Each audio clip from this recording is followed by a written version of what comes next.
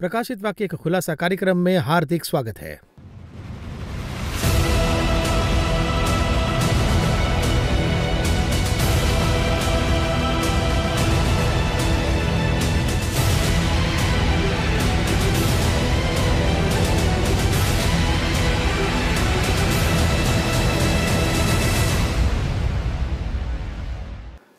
Revelation chapter 15 के हम दूसरे भाग में हैं।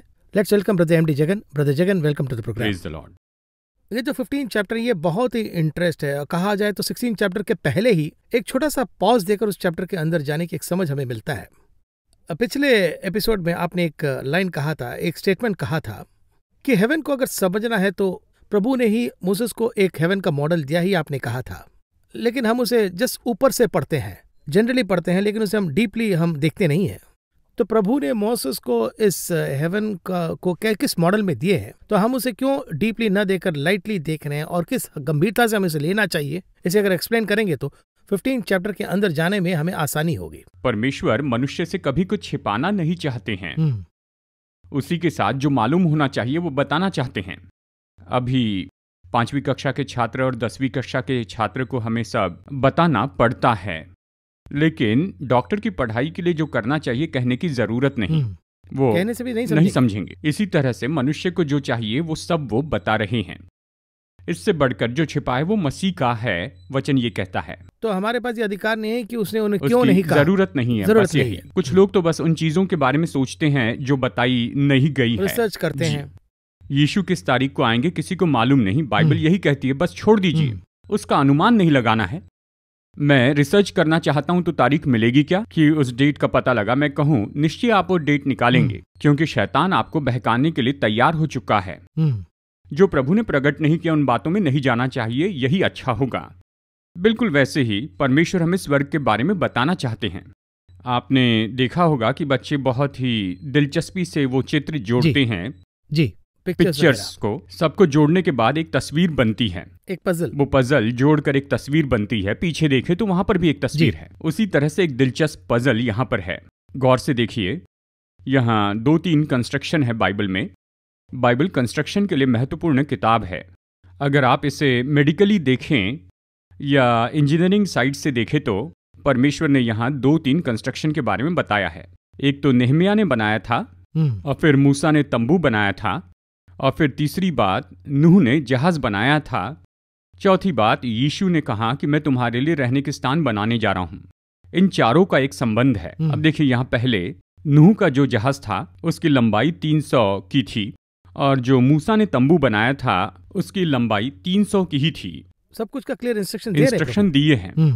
नूह के जहाज में 3 मंजिला है, ग्राउंड +2। ग्राउंड फ्लोर पर पशु, फर्स्ट फ्लोर पर भोजन वस्तु, और सेकंड फ्लोर पर नूह का घर था, नूह और उसके बेटे। अब ऐसे ही तंबू के बारे में देखिए, नीचे बलिदान की वेदी फर्स्ट, वहां पशुओं का बलिदान किया जाता था, और फिर भीतर आने पर भोजन, वहां पर रोटियां थी, और फिर और भी आगे जाने पर महायाजक का स्थान था, जैसे जहाज में ऊपर नूह था। तो इन दोनों में यहाँ पर कनेक्शन है, मूसा का और इसका कनेक्शन है। तो फिर इधर हमें ले लीजिए, शरीर, प्राण और आत्मा। शरीर में मांस है, बलिदान की जगह, और हमारा प्राण पवित्र स्थान, आत्मा महापवित्र स्थान।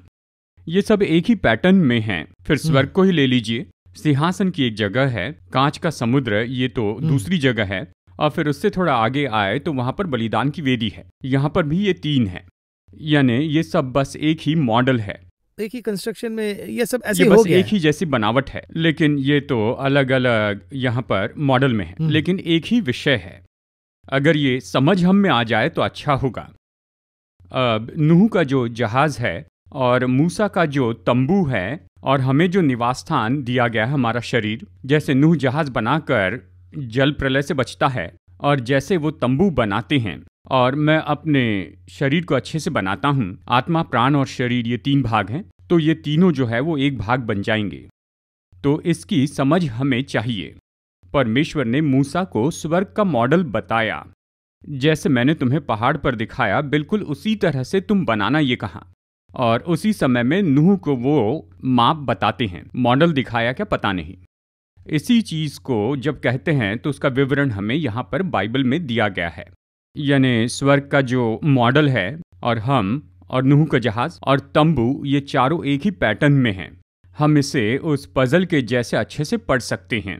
ये 15 चैप्टर भी इस पजल की एक आंसर है। जी हाँ, क्योंकि हेवन का यहाँ एक सीन है। पहले भाग में, पिछले एपिसोड में आपने कहा कि एक 4th चैप्टर में, रेवलेशन चैप्टर 4 का एक पार्ट हम देख रहे हैं। 15 चैप्टर में हम अगले भाग को देखेंगे। तो इस 15 चैप्टर का हम अभी पार्ट 2 में हैं। तो इस 15 चैप्टर के पार्ट 2 को हम कैसे अंडरस्टैंड करें? अब इसमें एक एक चीज को अलग अलग करके मनन कर सकते हैं इन 4 वचनों में। और खास करके वचन 5 जो हम कह रहे हैं, इसका ये सबूत है। अगर आप पूछे तो इसके पीछे जब मैं देखता हूँ, देखिए यहाँ पर स्वर्ग में साक्षी के तंबू का भवन खोला गया, इस तरह से कहता है ना। अब स्वर्ग में क्या है ये पूछा जाए तो साक्षी के तंबू का भवन है। वो तो एक बात है, और दूसरी बात है कि वो इतने दिन से बंद था, ऐसा भी समझ में आता है। जी हाँ, इसका अर्थ क्या है? अध्याय 15 में जितने भी आने वाले थे आ चुके हैं, पहुंच चुके हैं, द्वार खोला और सब अंदर आ चुके हैं, उसे खोल चुके हैं। यहाँ 15वें अध्याय में इसे खोला जाता है, फिर उसके बाद भीतर कोई नहीं आ सकेगा। ये है एक सील क्लोज मोहर लगाकर बंद किए जैसे, फिर कोई नहीं आ सकेगा। जिन्हें जाना है वो यहाँ पहले भाग में चले जाते हैं। जैसे नोआ के नौका बंद हुआ, वैसे ही बारिश के वक्त वो खोल नहीं पाएंगे। बिल्कुल वैसे ही युद्ध शुरू होने के बाद ये खुलने वाला नहीं है, द्वार बंद कर देंगे। तो अभी जो मैंने कहा ये निश्चय एक बहुत बड़ा प्रकाशन है। तो जैसे नूह के जहाज का दरवाजा बंद कर दिया गया, वैसे ही यानी यहाँ पर स्वर्ग में साक्षी का जो तंबू है जो खोला गया था, अंत में देखे तो ये कहता है फिर उसमें कोई प्रवेश नहीं कर पाएगा। वो खुल गया है, सब भीतर आने को तैयार हैं, वे अंदर आ चुके हैं, फिर इसके बाद उसमें कोई प्रवेश नहीं करेगा, इस तरह कहता है। अब देखिए इसमें हमें क्या समझना चाहिए। स्वर्ग में साक्षी के तंबू का स्थान देखा गया, और देखिए मूसा से कहा जैसे मैं तुझे बताता हूं वैसे बना, उस ओरिजिनल के जैसे। मूसा को जो तंबू दिखाया था उसका ओरिजिनल कहां पर है? स्वर्ग में है। लेकिन यहां पर एक छोटी गलती हो जाती है। अब ये छोटी गलती क्या है? आखिर तक तंबू बनाए रखे ये परमेश्वर का प्लान था, क्योंकि ये तो स्वर्ग में है। अब देखिए पहले तो तंबू था, लेकिन बाद में उन्होंने भवन बनाया, यही तो गलती थी। ये किसने बनाना चाहा? दाऊद ने। दाऊद परमेश्वर से पूछता है, मैं एक भवन बनाना चाहता हूं जो परमेश्वर के लिए अच्छा होगा। उनकी इच्छा, ये तो न्यायपूर्ण इच्छा ही तो है ना उनका, न्यायपूर्ण इसी इच्छा को तो वो मांगते हैं, है ना। अब जो भारतीय अमेरिका में हैं वो लोग क्या करते हैं? वो अपने माता पिता को बुला लेते हैं, आप आ जाइए, आज मैं अमेरिका में बहुत कामयाब हूं, मेरे साथ आकर रहिए। ये सच में अच्छी बात है, लेकिन पिताजी क्या उस मौसम में रह पाएंगे? यानी उनके माता पिता तो यहाँ पर के मौसम में आराम से रहते हैं, यानी सुबह उठकर बाहर जाते हैं, सबसे मिलते हैं, सब कुछ करके बड़ी खुशी से रहते हैं। क्या उन्हें अमेरिका की लाइफस्टाइल पसंद आएगी? यानी वहाँ पर तो पति पत्नी दोनों दफ्तर चले जाते हैं, बच्चे स्कूल में चले जाते हैं, तो क्या वो घर में अकेले रहेंगे? तो ये पूछना ही गलत है, ऐसा कह रहे हैं? पूछना ये तो उनकी इच्छा है, वहाँ पर जाना क्या उनकी इच्छा है? तो माता पिता क्या करते हैं? बेटा बुला रहा है इसलिए हम वहाँ चले जाते हैं, लेकिन वहाँ ज्यादा दिन तक नहीं रह पाते हैं। कहा जाए तो आपके मुताबिक प्रभु का असली प्लान ही है the tabernacle should move with the people. हाँ, मूसा के साथ वही उनका प्लान है जी। उनका मकसद कुछ बिल्डिंग नहीं था, ये आपकी बातों से समझ में आ रहा है। बिल्डिंग ही बनाने के लिए कहते। हाँ। मूसा तो खुद एक इंजीनियर था, पिरामिड तो उन्होंने ही बनाया था ना, तभी वो रिवील कर सकते थे, खुद ही रिवील कर देते। So he wants to dwell with the people. जी हाँ, रहने की जो जगह है, देखिए उस तंबू के लिए बहुत बड़ा अर्थ है। इस तंबू का बहुत बड़ा अर्थ था। तंबू बनाने वाले लोगों को आपने देखा होगा, यानी पहले बड़ी कील वो जमीन में गाड़ते हैं, फिर रस्सी से बांधते हैं, फिर जल्दी चारों कील को निकालकर तंबू उठा के चल देते हैं। इसका अर्थ क्या है? इस भूमि पर परमेश्वर का भवन तो हम लोग हैं, हमारा यहाँ पर रहना टेम्पररी है। जब प्रभु का दिन आएगा तो हम उड़कर ऊपर चले जाएंगे, यहाँ परमानेंट नहीं है, यही अर्थ है। परमेश्वर का भवन इस पृथ्वी पर हमेशा के लिए नहीं रहेगा, यही अर्थ है। लेकिन उसी दाऊद को वो बहुत ही सारा प्रोमिनेंस देकर, बहुत ही लाइक करने जैसा एक कैरेक्टर डेविड है। जी हाँ, यही तो है। मैंने कहा था ना, माता पिता समझते हैं बेटे को दुख देना नहीं चाहते। बाइबल में इस तरह की बहुत सी घटनाएं हम देखते हैं जी। एक तो मूसा प्रभु को देखने की इच्छा रखता है, इच्छा से और वो पूछता है मुझे देखने वाला कोई जिंदा नहीं रहेगा, लेकिन मूसा पूछता है, तो उसके लिए परमेश्वर खुद को कितना मॉडिफाई करते हैं ये देखिए। क्योंकि उन्होंने पूछा तो उसलिए पूछने की वजह से कुछ फॉर्मूला बनाते हैं, यानी दरार में तुम रहना, मैं उसे बंद करूंगा और मैं वहां से जाऊंगा, सिर्फ इसलिए कि मूसा ने पूछा था। इसी तरह से अय्यूब की किताब में लिखा है कि वो पानी पर चलने वाला है, यानी उसे पानी पर चलना है। पूछने वाला पतरस मुख्य चेला था, मुझे पानी पर चलने की आज्ञा दे। प्रभु उसे तुरंत आने को कहते हैं। तो हम प्रभु से जो पूछते वही सोच समझकर प्रभु की इच्छा के हिसाब से पूछना है। अक्सर हम वो शब्द कहते हैं और वो शब्द क्या है? परमेश्वर की इच्छा में और उसकी अनुमति में बहुत बड़ा फर्क है। गॉड्स विल ये तो परमेश्वर की इच्छा है। जब लोग इसके अनुसार करते हैं तो उन्हें कोई पीड़ा नहीं होती।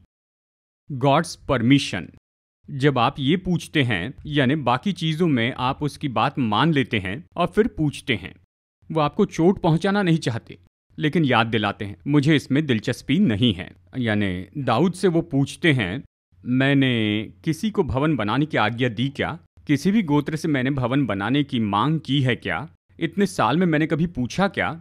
जबकि तुमने इससे पूछा तो बनाना, लेकिन तुम नहीं पर तुम्हारा बेटा बनाएगा। ये तो परमेश्वर की परमिशन है। अब इस परमिशन के लिए निश्चय ही बहुत बड़ी कीमत चुकानी पड़ेगी, एक सैक्रिफाइस, यानी इसके लिए कुछ तो देना ही पड़ेगा। कहा जाए तो उस टेम्पल को बनाने की वजह से आज तक बहुत सी प्रॉब्लम है। आज तक वो समस्या बनी हुई है। हाँ। उसी एक जगह के लिए आज भी लड़ाई हो रही है। अगर उस जगह पर भवन नहीं होता तो क्या उस तंबू के लिए आज कोई लड़ता? तो गॉड्स ओरिजिनल प्लान के मुताबिक गए होते तो कोई प्रॉब्लम नहीं होगी, कभी नहीं होगी, आज भी नहीं होती। परमेश्वर की योजना क्या है? देखिए, हमारी खुद की आशा है, हमारे खुद के मकसद है, वो प्रभु के सामने इम्प्लीमेंट नहीं कर सकते। आपके कहने पर मुझे एक और घटना याद आ रहा है, मैं समझता हूँ उस पर आपके नजरिया पूछ सकता हूँ। इब्राहिम का प्लान सारा ही है, हगार प्लान में नहीं है, लेकिन सारा के साथ अगर रहते तो ये मेरे कल्पना है। केवल कल्पना नहीं, ये तो सच में बहुत बड़ा संदेश है। यानी पहले भी हमने कई बार बताया है। देखिए, परमेश्वर ने सारा के लिए एक योजना रखी, ओरिजिनल प्लान, लेकिन सारा का दिन अब तक नहीं आया था। सारा की उम्र 90 और अब्राहम की उम्र 100 की थी। परमेश्वर की योजना के लिए समय नहीं आया। और जो हाजिरा है वो परमिशन है। वैसे याकूब के लिए भी, याकूब के लिए लिया प्रभु की योजना थी, राहेल प्रभु की योजना नहीं थी। राहेल तो परमिशन थी। और सिर्फ वही नहीं, इब्राहिम उसे पार के कटूरा वहां पर भी जा रहा है। तो इसे जब हम सोचते हैं तो हम कहाँ का कारण क्या है? अगर कोई गलती करता है तो अगली बार गलती करने के लिए सोचता नहीं। तो उसकी वजह से देखिए कितनी दुविधाएं हो आज भी इस भूमि पर कितने लोग हैं जो कहते हैं अब्राहम हमारा पिता है, और अभी भी वो अपने जीवन के लिए मार्ग ढूंढ रहे हैं। नहीं तो उस दिन इसहाक के अलावा और कोई नहीं होता। एक ही मार्ग, मैं ही मार्ग हूं, ऐसे यीशु ने कहा। अब इसके पीछे बहुत सी बातें हैं। तो परमेश्वर की परमिशन उसकी इच्छा से बिल्कुल अलग है। बस यही, यहाँ पर ये क्या पूछे तो परमेश्वर की इच्छा के बारे में देखे तो वो स्वर्ग में भी दिखाई देता है। इसके बाद मैंने देखा साक्षी के तंबू के भवन का द्वार खुल गया।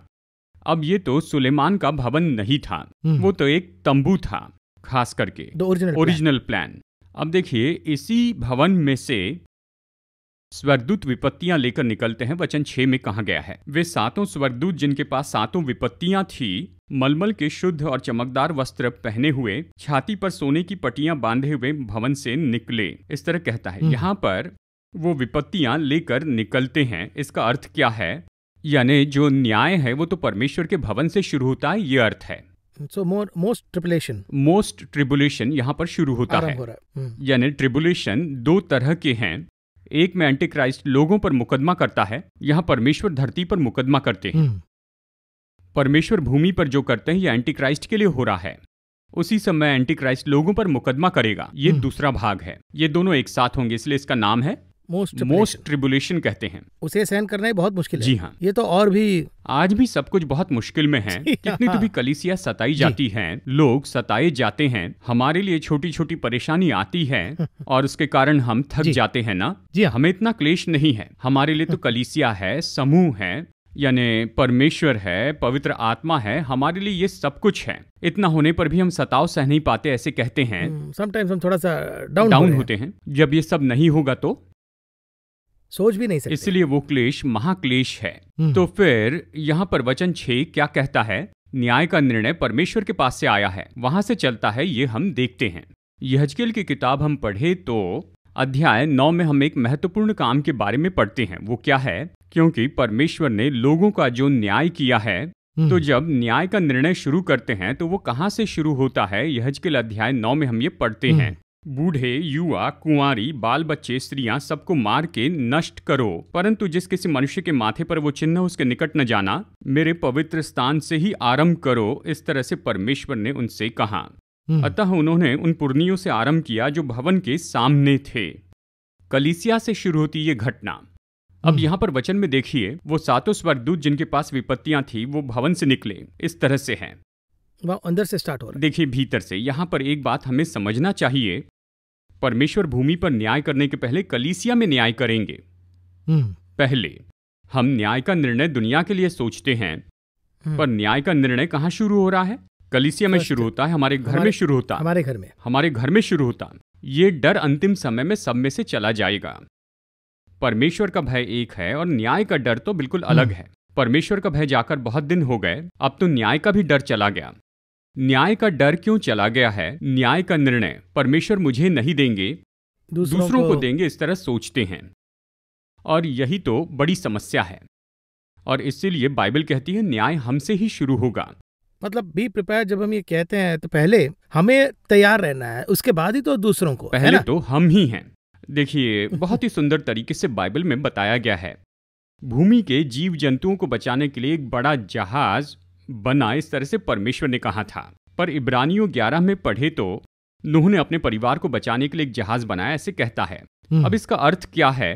परमेश्वर का प्लान वर्ल्ड का है, सभी को बचाना है, पर नूह के लिए पहले मेरे परिवार को बचाना है। ऐसा क्यों? ये पूछे तो न्याय का निर्णय तो पहले मेरे घर पर आएगा, पहले मेरे ही घर पर आएगा। उसमें ही was so clear। जैसे भी मुझे अंदर जाना है। इसलिए नए नियम में ये वचन है, जो प्रभु यीशु मसीह पर विश्वास करता है तो तू और तेरा घराना उद्धार पाएगा। इसी तरह से नूह को ये बात तो निश्चय ही पता होगी, पर आज हम में वो डर नहीं है। कहता हूं, अगर आज हम किसी बात के बारे में कहते हैं, कल ऐसे ही मेरे बारे में कोई बात नहीं करेगा, कहाँ जा सकता है। आज हम किसी के बेटे बेटी पर दोष लगाते हैं तो कल मेरे बेटे और बेटियों पर भी दोष लगाने वाले होंगे, ये सच है। पर अगर ऐसा एक डर आ जाए, परमेश्वर न्याय की शुरुआत मुझसे करेंगे, अगर ये पता चल जाए तो इसके बाद कुछ नहीं करेंगे। आजकल ये भय हमारे हृदय से निकल चुका है और इसी का परिणाम है ये न्याय। लेकिन एक बात समझनी है, वचन स्पष्ट कहता है न्याय का निर्णय परमेश्वर के घर से शुरू होगा। ये एक समय है, यहाँ से शुरू होगा। वो भी हम नहीं कह रहे, यहाँ पे कहा वचन में बताया है। तो यहाँ पर चेतावनी दी है।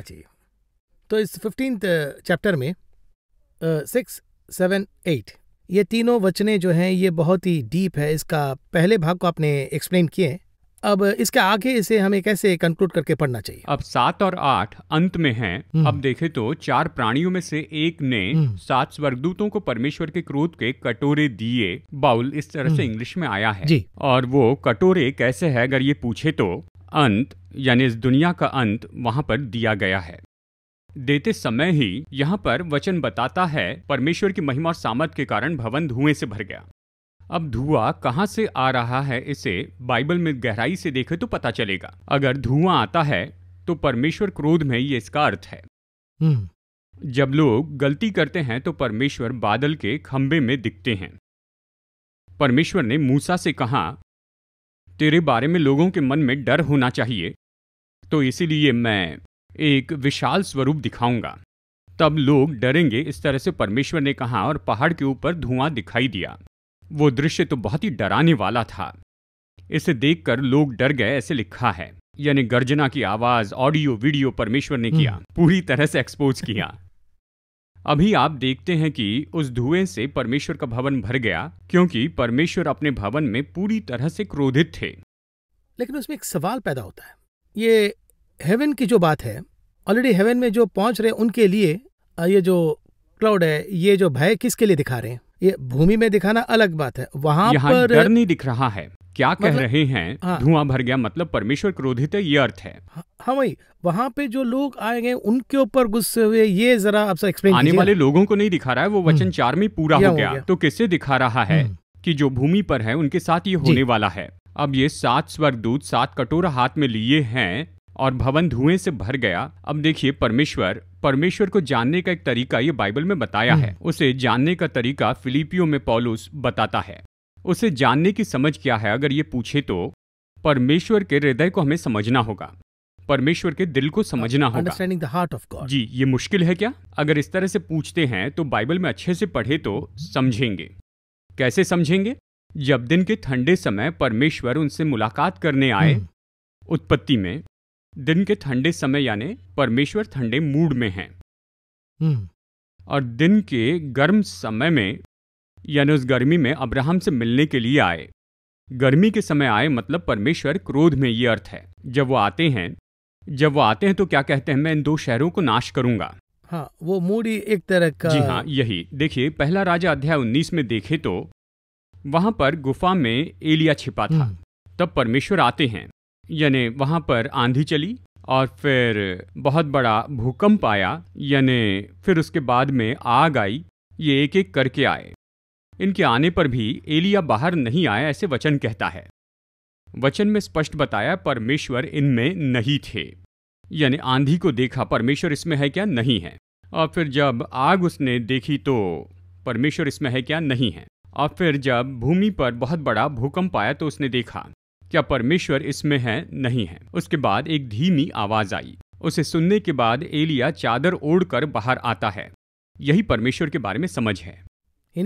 हाँ, उसने जान लिया मैं बाहर नहीं निकला तो मारेंगे। दूसरे में वो है या नहीं ये सोचता है, नहीं है। अंत में धीमी आवाज सुनता है, कहता है इसी में है। वो आवाज धीमी है। वो हिम्मत करके बाहर आता है। तो उन्हें समझना है तो उनके स्तर पर रहेंगे तो ही समझ पाएंगे। जी, साधारण स्तर पर जी यही कैच वी मिस द, ये कहते हैं ना। परमेश्वर वैसे ही हैं। अगर बाइबल में इसे पढ़े तो समझ पाएंगे। पढ़ते जाइए वो डायमेंशन, तब वो डायमेंशन आपको मिलेगा। आप कह रहे हैं धुआं भर जाता है, धुएं से भर गया, ये लिखा है। वचन कहता है परमेश्वर की महिमा से और उसकी सामर्थ्य से वो भवन धुएं से भर गया। तो इसी तरह से जब हम निर्गमन में आते हैं, देखिए निर्गमन में देखे तो ये कहता है एक्सोडस में अध्याय 19 में, देखिए अध्याय 19 में वचन 9 अगर आप पढ़े तो। अब यहाँ पर मैं दर्शकों को एक और चीज बताना चाहता हूँ, कैसे ओल्ड टेस्टामेंट और रेवलेशन कनेक्ट हो रही है। कनेक्ट होता है। देखिए सब कनेक्ट होता है।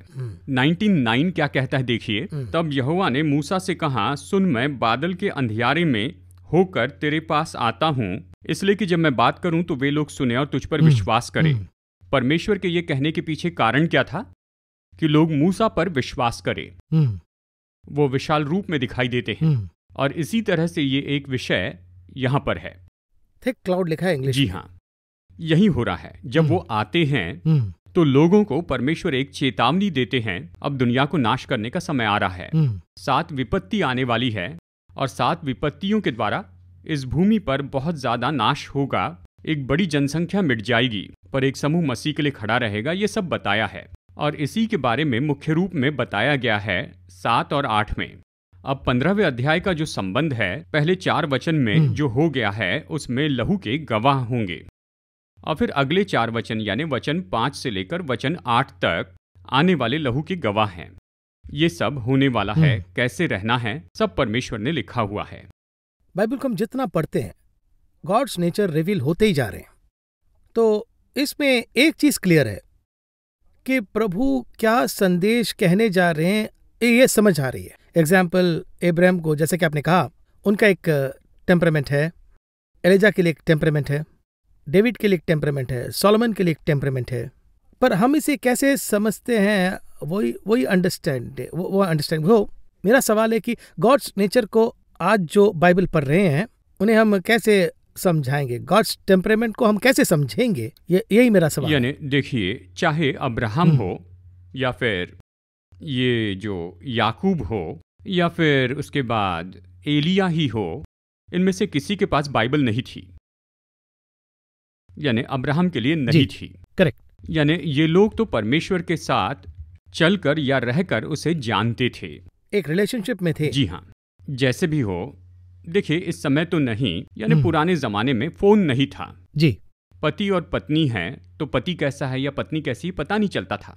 यानी दोनों मिलके शादी करने के बाद वे एक दूसरे से बात करके, यानी शादी के पहले बात नहीं करने देते थे, शादी होने के बाद मिलके बात करते हैं, उनके बीच के मतभेदों को ठीक करके, यानी एक दूसरे से बात करके सब कुछ हल करते थे। उस समय देखिए तलाक तो बहुत ही कम हुआ करते थे। वाकई में बहुत ही कम था। लेकिन आज तो हम पहले सब कुछ जान लेते हैं, गुस्सा ईर्ष्या सब देख लेते हैं। ये तो जानते हैं एंगेजमेंट और मैरिज के बीच एक गैप होती है। यानी फेसबुक पर हम सब कुछ कह देते हैं, व्हाट्सएप पर बात करते हैं, आज इतना सब कुछ होने के बाद भी लोग एक दूसरे को समझ नहीं पा रहे हैं। जी हाँ, डिवोर्स ज्यादा, तलाक बढ़ गए हैं, लेकिन उन दिनों में ये सब वहां पर नहीं थे। मुझे अच्छे से याद है, अगर किसी के घर में जाना है तो पति को जो खाना पसंद है वही बनाया जाता, बच्चों को जो पसंद है वो बनता था। कहते थे ये इन्हें पसंद है, ये उन्हें पसंद है। पर आज किसे क्या पसंद है किसी को पता नहीं, कुछ नहीं पता। उस समय ये एक गेम बन गया था। आजकल तो स्विगी है ना। देखिए, सब ऑनलाइन हो गया है। अब इसका प्रभाव क्या हो गया है, एक दूसरे को समझना, एक दूसरे की इच्छा पता लगाना अब ये बिल्कुल नहीं हो रहा है। इसी तरह से आत्मिक स्थिति भी हो गई है। एक समय ऐसा था, पवित्र लोगों के लिए परमेश्वर के सिवाय और कोई नहीं था। परमेश्वर के साथ चलना शुरू करते थे। हनोक परमेश्वर के साथ चला, नूह परमेश्वर के साथ चल रहा था। या ऐसे देखे, उनके लिए ये जरूरत नहीं थी, प्रभु के साथ रहना ही उनके लिए मेन एक ऐसा समझे क्या? हम उसी के लिए है, हमारी और क्या जरूरत है। और कोई भी प्रोजेक्ट उनके लिए मुख्य नहीं है। उन्हें कुछ नहीं दिया गया, ऐसी कोई बात नहीं थी। प्रोजेक्ट वाले लोग अगर पूरी बाइबल में देखें तो 4-5 लोग हैं। किसी के पास कोई प्रोजेक्ट नहीं था। यानी देखिए, जैसे हम पहले कह चुके हैं, ये जो तंबू बनाने की जिम्मेदारी थी वो मूसा की थी। तंबू बनाना था, ये उसका प्रोजेक्ट था। यानी बहुत ही डायमेंशन के साथ, क्लियरली इंस्ट्रक्शंस के साथ दिया गया, सब कुछ बता दिया था। अब देखिए, इसी प्रोजेक्ट को नूह के लिए अलग तरीके से बताया गया, जहाज बनाने के लिए कहा। और इसी तरह से आज के समय में परमेश्वर कोई प्रोजेक्ट नहीं देते। हमारा काम है कि परमेश्वर के साथ चले, यानी परमेश्वर के साथ चलना है। जी, इस तरह से उसके साथ चलते चलते रहना है। तो प्रभु जो कहेंगे उसे आप सुन पाएंगे, प्रभु ने कही हुई बात आप समझ पाएंगे। उससे भी बड़े आश्चर्य की बात है, परमेश्वर ने कहा विषय प्रकाशन है। प्रकाशित वाक्य में प्रकाशन, इसमें सब खुलासा दिया है, रिवील किया। जी हाँ। जब हम ऐसे बात करते हैं तो ऐसा शब्द सुनते हैं जो पहले कभी सुना नहीं हो। कारण यह है, प्रभु हमारे द्वारा बात करने लगते हैं तो परमेश्वर के बारे में हमें वो समझ होगी। यानी उसके साथ ज्यादा से ज्यादा समय बिताइए, प्रार्थना में भी ज्यादा से ज्यादा समय बिताइए, बाइबल पढ़िए, तो आप परमेश्वर को समझने की शक्ति पाएंगे। परमेश्वर खुद को आप पर प्रकट करेंगे, परमेश्वर खुलासा देंगे। और कई बार देखिए, प्रार्थना में पवित्र आत्मा के द्वारा आपकी अगुवाई होती है। ये सब अनुभव हैं, एक लीडिंग है। हमारे कुछ भी कहने के बजाय ऐसे कामों का अनुभव करना ही अच्छा होगा। रेवलेशन चैप्टर 15 में बहुत सारी बातों को हमने डिकोड किया। अब मेरा ये मानना है कि अगर जो इसे देख रहे हैं वो इसे सही तरह से पढ़ेंगे तो प्रभु उन्हें और भी बहुत सारी बातें रिवील करेंगे, ऐसा समझ में आता है। रेवलेशन चैप्टर 16 एक बहुत ही इंटरेस्टिंग विषय है। अगले एपिसोड में हम उसे देखेंगे। इस कार्यक्रम में आकर डिटेल से एक्सप्लेन करने के लिए बहुत बहुत धन्यवाद। Will again meet